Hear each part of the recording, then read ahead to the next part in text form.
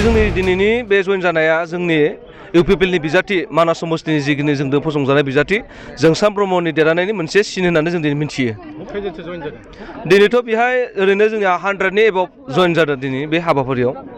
नोंथांमोननाव थांनाय बावैसो खौरां गोसारदि बिक्रम दैमारिया बुंदोंमोन दि 7 तारिखै जाय हाबो बिथांमोना लाखि दिनै नोंथांमोननाव लाखिया हाबफैदों नामा? बबेबायदि ओंथिखौ लाना बिथाङा 7 तारिखआवल' हाबबादे बिथांमोननि थाखाय लाखि जायो बेथ' बाथ्रा नङा।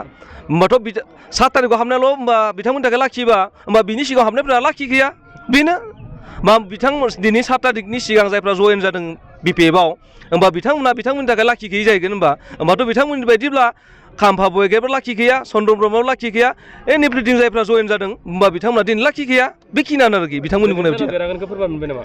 दिनैनि सानाव जोङो दिनै इउपिपिएलआ जोङो 10टानिफ्राय 12टा मासियाव देरहानानै जों दिनै दंखायो आरो दिनै मानास समष्टियाव देरहानायनि जोंनि नैबे दिनै लास्ट मुहुर्तआव जोंखौ दिनै माने देरहानायनि मोनसे सिनायथि होदों आरो दिनै क्लियार पिक्सार दिनै जोंनियाव ओंखारबाय आरोखि फाइनाल जाखाबाय।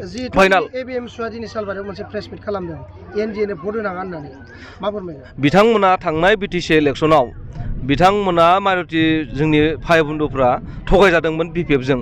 बिथांमोना जोंखौ एनडिएजों दं होननानै जोंनो इउपिपिएलनो भटखौ होआखैमोन।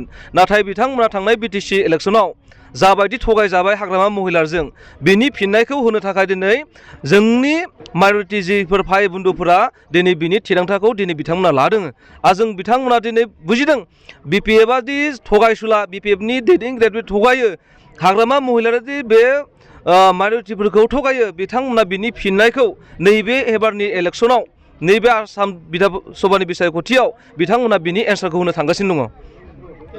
जिहेतु बिसायख'थिया सानसेल'सै रायजोनिसिम नोंथाङा मा खालामगोन?